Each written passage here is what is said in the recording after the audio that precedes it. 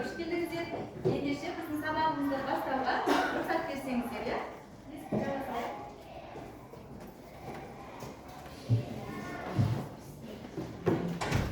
Ал балалар, біз сабағымызды бастамас бұрын, ең бірінші біз не істеуіміз керек? Көңіл күйімізді көтеріп алайық, иә? Ендеше отырайықшы балалар. Бір көңіл күйімізді көтеріп, сергітіп алайық, иә балалар? Бастаймыз.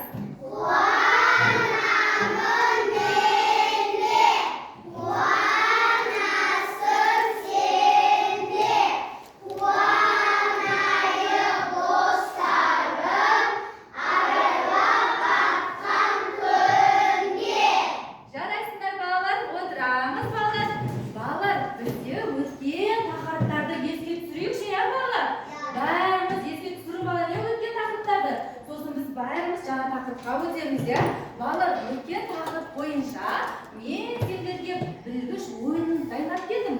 Сол арқылы біз өткен тақырыпты пысықтап алайық, иә балалар, иә? Балалар, өткен тақырып бізден білгіш ойыны. Ол жерде балалар сендерге бір дыбыс берілген. Сол дыбыстардан біз сөз құраймыз. Мысалы, Т әріпі жолықты ма сіздерге? Кездесті ма? Тиын деп айтамыз, жарай ма? Ендеше біз білгіш ойынын бастайық, иә балалар? Кім шығады тақтаға? Ой, жарайсың, бәрінен дайынсың екенсіңдер, иә? Ер асып, келе ғой, жарайсың. Бұл жерде айналдырамыз, иә? Айналдырып, как көрейік. Қандай ақ түсті саған? Ғарышпен жарайсың, бәрекелді отырамыз. Келесі кім шығады? Зейнеп, келе ғой. Жарайсың, бәрекелді. Келе ғой. Орнымызды жылжытып отырамыз, өткізуге. Басамыз. Даусымызды шығып айтамыз, иә? Әтеш, жарайсың. Бұл қандай құс бізде? Жарайсың, үйде, иә? Үйде болады, иә? Құстар, иә? Жарайсың. Келе ғой, айшамыз. Келе ғой. Құстандап, келеміз. Айналдырайық. Айналдырайық.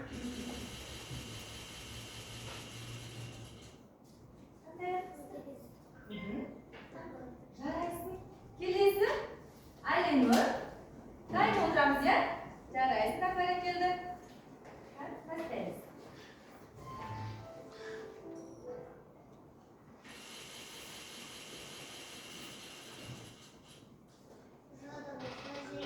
Жеміс, жарайсың, бәрекелді. Отырамыз. Тақым шығады. Тыңдайын. Дулати, келе ғой. Қазір кезекпен шығарам, жарай ма? Асықпаңдар.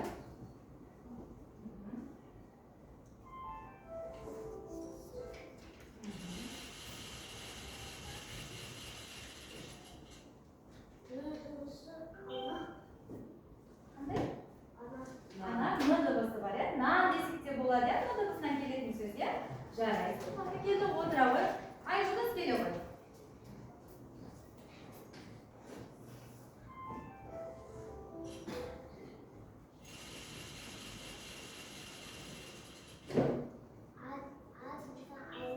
Алма, иә? Алма дыбысында Айжұлдыз. Қанша кездеседі екен? А дыбысы. Қанша рет кездеседі А дыбысы? 2 рет кездеседі, иә? Жарайсың, бәрекелді. Тақым дайын бізде. Раяна келе ғой. Жарайсыңдар, балалар. Айналдырамыз.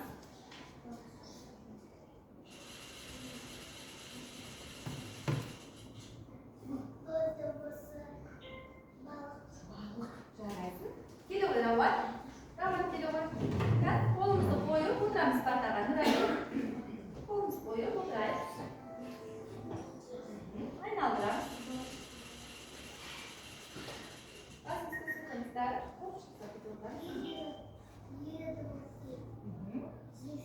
Емсек, иә? Жарайсың, бәрекелді. Тақымдайын екен. Бізде үй жұмыстарына өткен тақырыпқа қарыздар келе ғой. Елімізді балалар кеп қойып көтеріп отырамыз. Кеп қойып отырайық. Жарайсыңдар.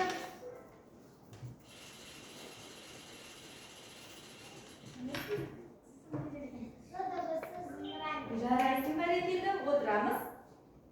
Ал ендеше балалар, біз өткен тақырыптарды еске түсірдік, балалар. Қызықты ойын ба екен бұл әдіс сендерге ұнады ма? Иә. Жарайсыңдар, ендеше балалар, біз сабағымызды бастамас бұрын мен сендерді 3 топқа бөлейін, балалар, сол топ бойынша әрқайсы топқа бөлініп отырады, жарай ма?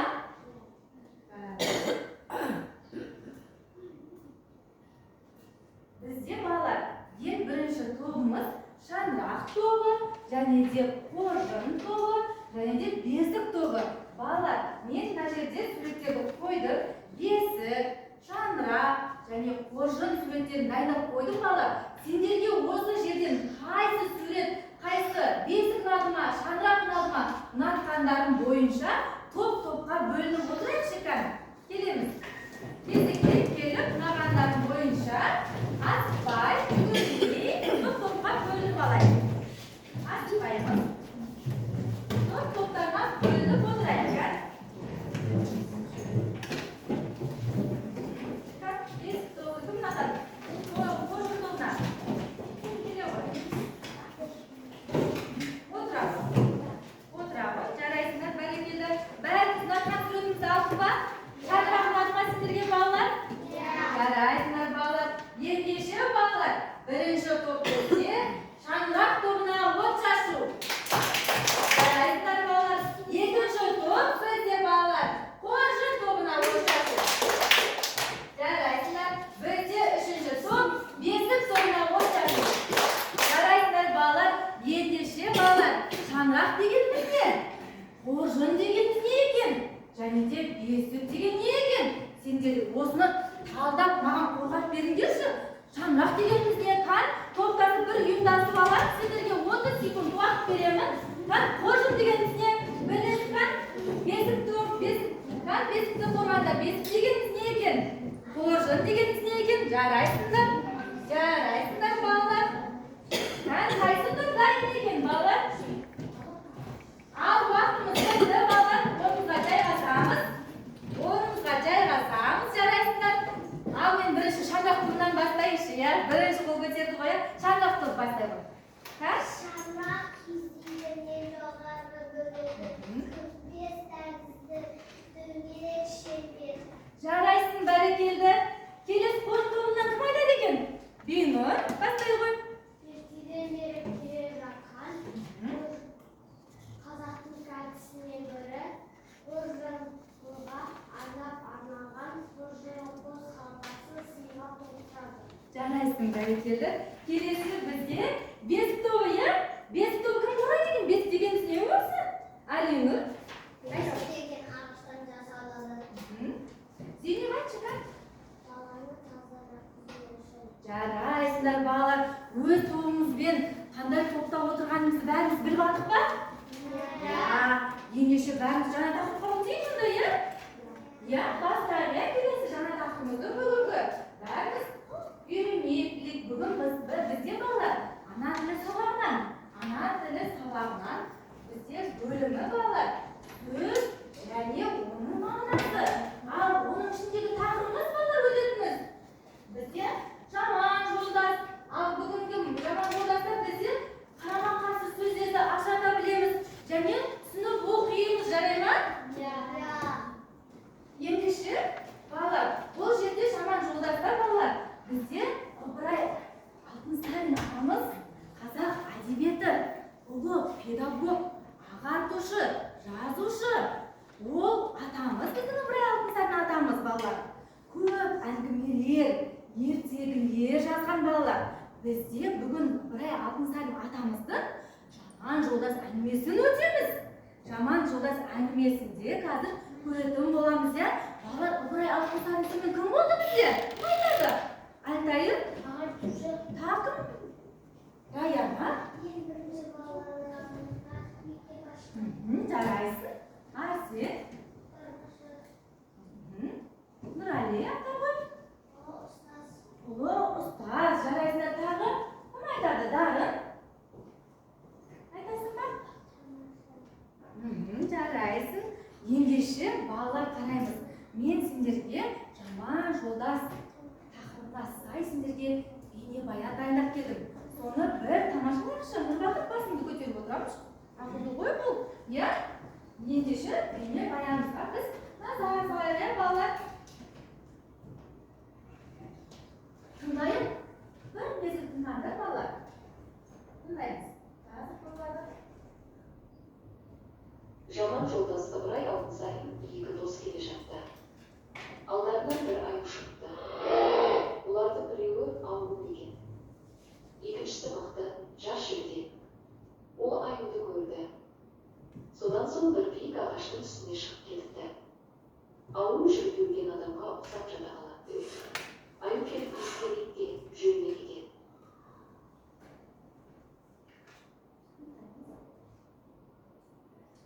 Аю құлағына елеп сыбырлады. Жолдасын тастап қашатын адаммен дос болма деді. Ой балалар, түсінікті болды ма бейнебаянда не туралы айтылған? Ендеше сендерге түсінікті болса балалар, мен сендерге сұрақтар дайындап келдім. Сұрақты оқып, осыған дайындалар, иә? Қайсы топ бірінші айтады екен, иә? Бұл осы тақырыпқа сай сұрақтар дайындаламыз топ-топ болып. Дайындалайық балалар. Бірге топ-топ жұмыс жасайық. Тоқтасайық. Жарайсыңдар балалар. Уақыт берілді сендерге. Басталды. 30 секундымыз. Тез.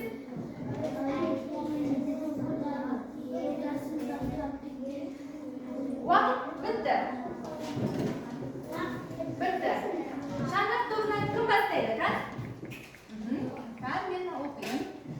Әңгімедегі екі жігітті сипаттап берді. Гаяна.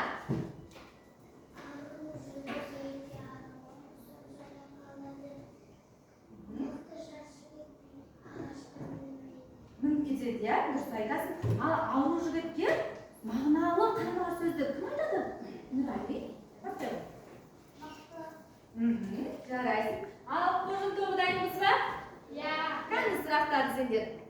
Ал бастайық. Аюды көргенде ауру жігіттің іс-әрекеті қандай болды? Мақсат? Жерге жата қалды, иә? Екінші сұрағымыз, аю құлағына не деп сыбырлап кетті? Нұрбақыт? Дос болма дейді, жарайсың. Үшінші топ бізде бесік тобы. Сұрағымыз берейікші, қандай сұрақ қойылды сендерге? Аюды көргенде мықты жігіттің іс-әрекетін сипаттап беріңдер дейді. Кім сипаттап береді? Зейнеп?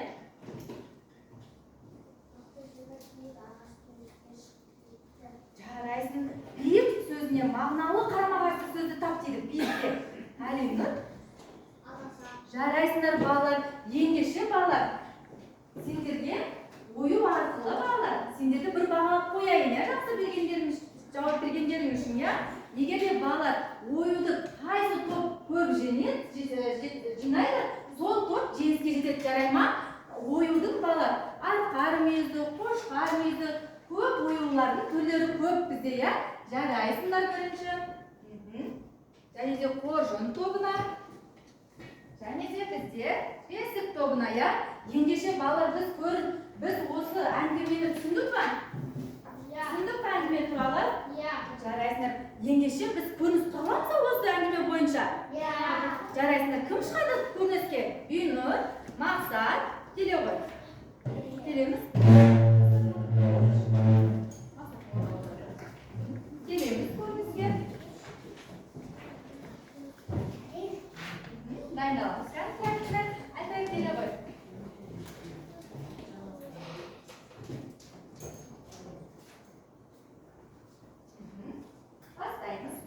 Жаман жолдас. Екі дос келе жатты. Алдарынан бір аю шығыпты. Олардың біреуі ауру екен, екіншісі мықты жас жігіт еді. Ол аюды көрді. Содан соң бір биік ағаштың үстіне шығып кетіпті. Ауру жігіт жүрген адамға ұқсап жата қалады. Аю қасына келіп иіскелейді де жүзіне кетеді.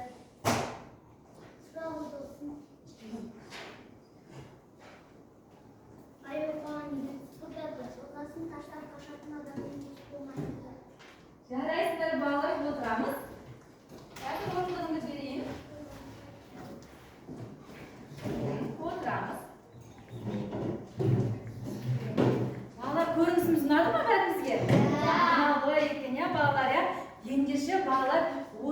пәні бойынша тағы сендерге сұрақтарым бар. Мен сендерге жылжымалы асық ойыны арқылы топ-топқа бір-бірімізге сұрақ қоямыз, иә? Дарын әлеміне бірімізге сұрақтар қоямыз. Һәм бірінші сұраққа кім қояды екен? Кім дайын бірінші сұраққа? Бейнұр. Мен асықты жылжытам, сода сен оқисың сұрақты. Соған жауап береміз, жарай ма? Бастаймыз. Бұл әңгіме ме, әдебиеттегі ме, әңгіме? Жарайсың. Тағы келесі. Раяна. Жылжытайын. Мәтін мазмұны бойынша бір-біріне сұрақ қойылды. Қай топқа сұрақ қоясың, Раяна? Қоржынтауына қоясың ба? Жарайсың. Қоржынтауы дайындаламыз. Раяна сендерге сұрақ дайындап келіпті. Қан сұрағын қоямыз. Адам қандай болады? Қан? Айша қыз. Сабырлы, Сабырлы, мақсат. қарапайым, Кәусар. адал. Тағы кім айтады? Қандай болу керек? Нұрбақыт. Несін қандай болу керек екен? Ал, тәртіпті, иә? Жарайсың. Келесі бізде кім тағы сұрақ қояды екен? Қан? Үшінші неге? Асқар. Әлқайыр. Жаман сөзіңе қарама-қарсы тағы сөздерді тап. Бес тобына қойып жатсың ғой, бұл сұрақты, иә? Бес тобы кім айтады екен? Сенем, Дулати, тағы кім айтады екен? Жарайсың, бәрекелді. Алинұр. Тамаша, Тамаша. Әсет. керемет. Жарайсың, тағы Дарын. Ал. Батыр. Жарайсың, Рауан. Қандай сөз бар? Жаман сөзіңе қарама қарсы мағыналы сөз. Қандай сөз жаман сөзге? Жарайсыңдар балалар. Ендеше келесі. Жаттығуға өтсек, иә балалар, иә? Бұл балалар торсық әдісі арқылы екінші жаттығуды бастайды. Балалар, торсық дегеніміз не өмірісі бізде? Торсық Нұрбақыт? Ішіне қымызды ішіне қояды. Құйылады, иә? Балалар, бұрынғы заманда бізде тоңазытқыш болмаған. Сол кезде қымызды бізде торсықта сақтаған екен. Торсықта сақталып тұрады. Балалар, кім қымыз ішкісі келеді? Егер де балалар қымыз ішкілерін келсе, бір кесені біз басқан сайын қазір сұрақтар беріледі. Сол сұраққа жауап бергенде сол оқушы қымыз ішеді, жарай ма? Ал балалар, қымыздың дәмі қандай болады екен? Ащы болады, иә? Қарама-қарсы сөз қандай оның ащының? Тәтті, иә? Тәтті. Ендеше жаттығуымызды бастайықшы, иә? Бұл жерде балалар торсықты қандай көп нүктенің орнына дейді, бағаның сөздерінің тестісін қойып жаз дейді. Осыған біз қарама-қарсы сөздерді айтамыз, иә? Жарай ма? Дайынбыз ба бәріміз? Иә. Балалар, бұл жерде торсық берілген, торсықты басамыз. Ал егер кесені басқан кезде сендерге сұрақ қойылған. Егер де сұрақты жауап берсіңдер, барлығын қымыз ішесіңдер ғой, жарай ма? Иә. Бәріміз қатар екенбіз, иә? Ендеше кім шығады тақтаға? Кім бірінші шығады? Келе қойды. Келе қой. Кел. Торсықты басамыз. Басамыз. Аша аласа, ал шаша биік. Бір-біріне қандай болып тұр бұл? Қарама-қарсы сөз болып тұр, иә? Жарайсың. Келесі. Зейнеп, келе қой. Зейнеп. Баса қой. Сосын келесімен дайындырып келіңдер шығып. Келесі кім шығады? Келеміз. Бұл қандай сөздер бір-біріне? Қарама-қарсы сөз, иә? Отыра қой. Келесі бізде Алина шықты. Баса қой.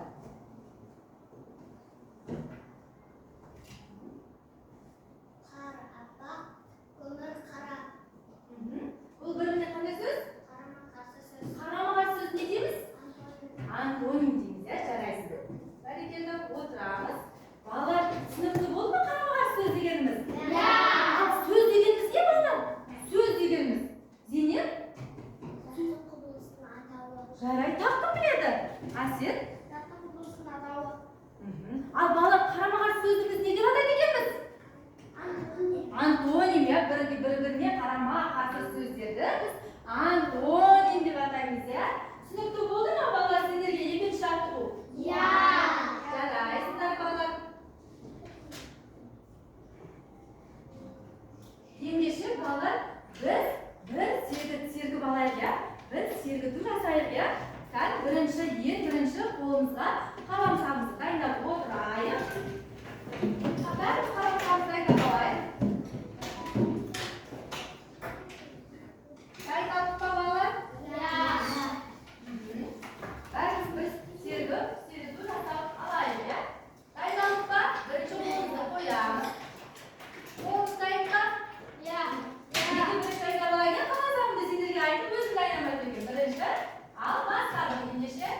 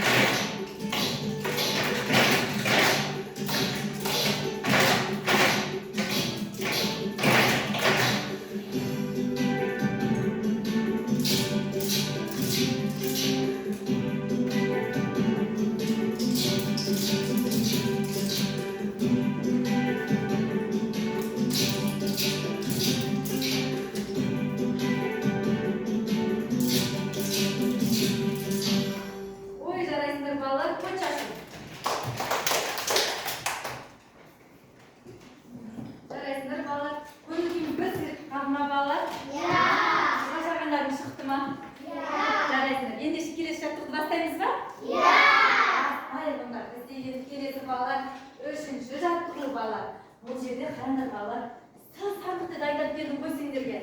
Сыр сандықтың ішінде сырлы заттар жасалды екен. Бұл жерде балалар сендерге көкөніс пен жемістер жасырылды. Сендер осының ішіндегі жемісті алып, бұның құсын ажыратып, және де бұл көкөніске жата ма? Әлде жеміс жидекке жата ма? Соны ажыратуға дайынбыз ба? Егер де балалар қараңдар, бұл екі себеп тұр. Алдымызда егер де көкөніс болса, көкөніске, жеміс жидек болса, жеміс жидекке саламыз, жарай ма? Ал кім шығады бірінші? Дайынбыз ба? Жәния, Нұрали, келе ғой. Сыр сандықты бірінші айналдырамыз, екеуміз мына жақта еш жақта тұрамыз. Алдарына қайсы сыр сандық түседі, сол сыр сандықты ашып, айтамыз, е? Бастадық па? Қат Жәния, ұйып тұра ғой, бастаймыз. Алыңдар, сыр сандықтың ішінен не шықты екен сендерге? Қандай жеміс жидек көкөніс пе? Бастаймыз. Кім бастайды бірінші? Жәния, бастай ғой. Жарайсың, бәрекелді. Қай себетке саласың? Жеміс жидектерге саласың, е?